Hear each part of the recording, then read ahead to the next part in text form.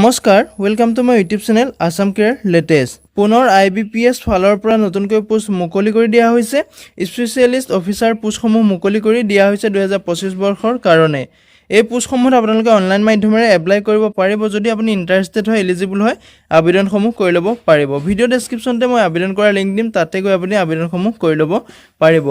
ইয়াতে প্ৰায় 1007টাকৈ পোষ্ট মুকলি হৈছে যদি আপুনি পোষ্টসমূহত আবেদন কৰিম বুলি ভাবিছে তেনেহলে ভিডিওটো শেষলৈকে চাই যাব সম্পূৰ্ণ তথ্য মই এই ভিডিওটোত আলোচনা কৰিম পোষ্টসমূহত আপুনি কেনেদৰে আবেদন কৰিব আবেদন কৰাৰ আপোনালোক বয়সৰ সময়সীমা কিমানৰ পৰা কিমানলৈকে দিয়া আছে লগতে এপ্লিকেশন ফিজ কিমান কাটিব লাগিব এপ্লাই ষ্টাৰ্ট কেতিয়াৰ পৰা হৈছে আৰু কেতিয়ালৈকে লাষ্ট ডেট আছে ফুল ডিটেইলছ এই ভিডিওটোত আলোচনা কৰিম ভিডিওটো শেষলৈকে চাই যাব অলপ স্কিপ নকৰাকৈ ইয়াতে লিখা আছে IBPS Specialist Officer Recruitment 2025 1007 post online apply যেহেতু আপোনালোকে গম পাইছে 1007টাকৈ পোষ্ট মুকলি কৰি দিয়া হৈছে স্পেশালিষ্ট অফিচাৰ ৰিক্ৰুটমেন্ট IBPS ৰ ফালৰ পৰা এটা institute of banking personnel section যেটো IBPS ৰ ফালৰ পৰা পোষ্ট মুকলি কৰি দিছে প্ৰায় 1007টাকৈ পোষ্ট মুকলি কৰি দিয়া হৈছে এই পোষ্টসমূহৰ লাষ্ট ডেটটো আপোনালোকৰ 21/7/2025 তাৰিখলৈকে দেখিবলৈ পাব যদি আপুনি আবেদন কৰিম বুলি ভাবিছে তেনেহলে 21 তাৰিখৰ আগতে আপুনি আবেদনখন কৰি ল'ব লাগিব এটা institute of Banking Personnel Section has released an employment notification for the recruitment of 1007 specialist officer post on regular basis আপোনাৰ পোষ্ট এটা ৰেগুলাৰ পোষ্ট হ'ব অসম চৰকাৰ ভাৰত চৰকাৰ চাকৰি হয় যদি আপুনি আবেদন কৰিম বুলি ভাবিছে ভিডিও ডেসক্ৰিপচনতে আবেদন কৰাৰ লিংক দিয়া আছে তাতে গৈ আবেদনসমূহ কৰি ল'ব পাৰিব যদি আপুনি পোষ্টসমূহ ইন্টাৰেষ্টেড হয় এলিজিবল হয় তেনেহলে আবেদনসমূহ কৰি ল'ব পাৰিব ইয়াতে IBPS স্পেশালিষ্ট অফিচাৰ ৰিক্ৰুটমেন্টৰ ডিটেইলছটো হৈছে যেটো 1 নম্বৰত আছে আপোনাৰ IT অফিচাৰ স্কেল 1 ৰ তাতে আপোনাৰ টোটাল পোষ্ট আছে 203টাকৈ পোষ্ট মুকলি হৈছে যেটো এগ্ৰিকালচাৰ ফিল্ড অফিচাৰ আছে হেতু স্কেল 1 ৰ হয় তাতো আপোনাৰ 310টাকৈ পোষ্ট মুকলি হৈছে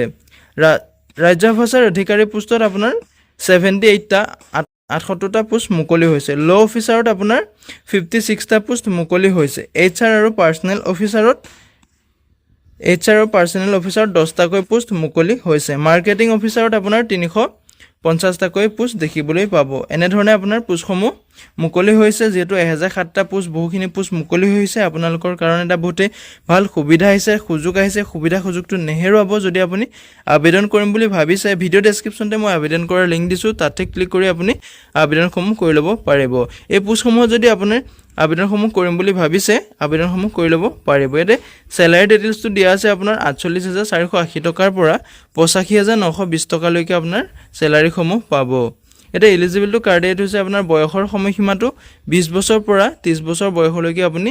আবেদনসমূহ কৰি ল'ব পাৰিব লগতে এটা এজ ইলেকচনটো দিয়া আছে SC আৰু ST ৰ কাৰণে আপোনাৰ 5 বছৰকৈ এজ ইলেকচনটো দিয়া আছে OBC ৰ কাৰণে আপোনাৰ 3 বছৰকৈ এজ ইলেকচন দিয়া আছে যেটো PWBD তাত আপোনাৰ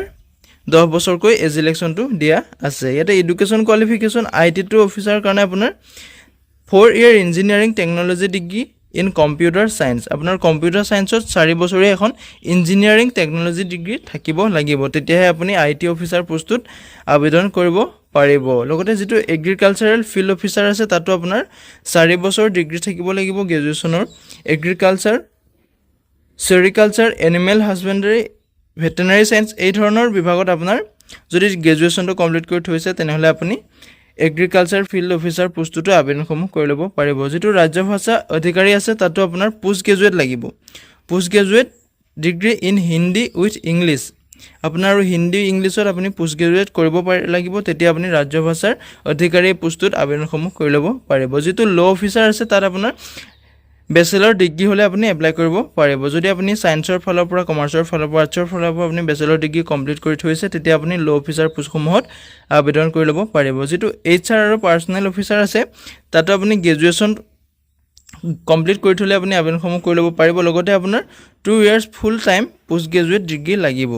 2 বছৰ আপোনাৰ পোষ্ট গ্ৰেজুৱেট ফুল টাইম ডিগ্ৰীটো থাকিলে আপুনি এই পোষ্টসমূহটো আবেদন কৰিব পাৰিব মাৰ্কেটিং অফিচাৰ পোষ্টৰ কাৰণে আপোনাৰ গ্ৰেজুৱেট লাগিব লগতে আপোনাৰ 2 ইয়াৰ ফুল টাইম যেটো মাৰ্কেটিং সেক্টৰ হয় সেই ফালৰ পৰা আপুনি যদি গ্ৰেজুৱেশ্যনটো কৰি থৈছে, পোষ্ট গ্ৰেজুৱেট কৰি থৈছে, তেতিয়া আপুনি পোষ্টসমূহত এপ্লাই কৰিব পাৰিব। ইয়াতে এপ্লিকেশ্যন ফিজটো দিয়া আছে। SC ST PWBDৰ কাৰণে আপোনাৰ 175 টকাকৈ এপ্লিকেশ্যন ফিজ কাটিব লাগিব, লগতে আপোনাৰ GST লাগি আছে। আৰু অৰ্ডাৰ্ছৰ কাৰণে আপুনি 850 টকাকৈ এপ্লিকেশ্যন ফিজ কাটিব লাগিব। পে'মেণ্ট মোডটো আপোনালোকে অনলাইন মাধ্যমেৰে আপুনি পে'মেণ্ট কৰিব পাৰিব। Debit card, credit card, internet banking যিকোনো মাধ্যমেৰে আপুনি পে'মেণ্ট কৰিব পাৰিব। যদি পোষ্টসমূহত আপুনি ইণ্টাৰেষ্টেড হয়, এলিজিবল হয়, আবেদনসমূহ কৰি ল'ব পাৰিব। ভিডিঅ' ডেছক্ৰিপশ্যনতে মই আবেদন কৰাৰ লিংক দিছোঁ, তাতে ক্লিক কৰি আপুনি আবেদনসমূহ কৰি ল'ব পাৰিব। লগতে ভিডিঅ'টো সকলো বন্ধু বান্ধৱীলৈ শ্বেয়াৰ কৰি দিব, যাতে সকলোৱে জবৰ আপডেটসমূহ পাই থাকিব পাৰে। আৰু ভিডিঅ' ডেছক্ৰিপশ্যনত মই হোৱাটছআপ চেনেলৰ লিংক দিছোঁ, তাতো গৈ আপোনালোকে হোৱাটছআপ চেনেলটো ফ'ল' কৰি ল'ব, যাতে প্ৰতিদিনে জবৰ আপডেটসমূহ পাই থাকিব পাৰে। ইয়াতে ইম্পৰ্টেণ্ট ডেটটো হৈছে আপোনাৰ ষ্টাৰ্টিং ডেটটো হৈছে 1 জুলাই তাৰিখৰ পৰা এই পোষ্টসমূহত আবেদন প্ৰক্ৰিয়াটো ষ্টাৰ্ট হৈ গৈছে। লাষ্ট ডেটটো আপোনাৰ 21 জুলাই তাৰিখলৈকে লাষ্ট ডেট আছে, মানে আপুনি 21 জুলাই তাৰিখলৈকে এই পোষ্টসমূহত আবেদনসমূহ কৰিব পাৰিব। যদি আপুনি ইণ্টাৰেষ্টেড হয়, এলিজিবল হয়, 1 জুলাই তাৰিখৰ পৰা যিহেতু আবেদন প্ৰক্ৰিয়া ষ্টাৰ্ট হৈ গৈছে, 21 জুলাই তাৰিখলৈকে বহুখিনি দিন আছে। যদি আপুনি এপ্লাই কৰিম বুলি ভাবিছে, ভিডিঅ' ডেছক্ৰিপশ্যনতে অফিচিয়েল ৱেবছাইট আৰু এপ্লাই লিংক দিয়া আছে, তাতে আপুনি গৈ এপ্লাইটো কৰি ল'ব পাৰিব। যদি আপুনি নটিফিকেশ্যন চেক আউট কৰিম বুলি ভাবিছে, নটিফিকেশ্যনৰ লিংক মই ভিডিঅ' ডেছক্ৰিপশ্যনত দিয়া আছে, আপুনি নিজেও নটিফিকেশ্যনখন চেক আউট কৰি ল'ব পাৰিব। আজিলৈ ভিডিঅ'টো ইমানেই আছিল। যদি ভিডিঅ'টো চাই ভাল পালে এটা লাইক কৰিব, কমেণ্ট কৰিব, লগতে চেনেলটোলৈ যদি প্ৰথমবাৰ কাৰণে আহিছে, চেনেলটো ছাবস্ক্ৰাইব কৰি ল'বলৈ নাপাহৰিব। জয় হিন্দ, জয় অসম।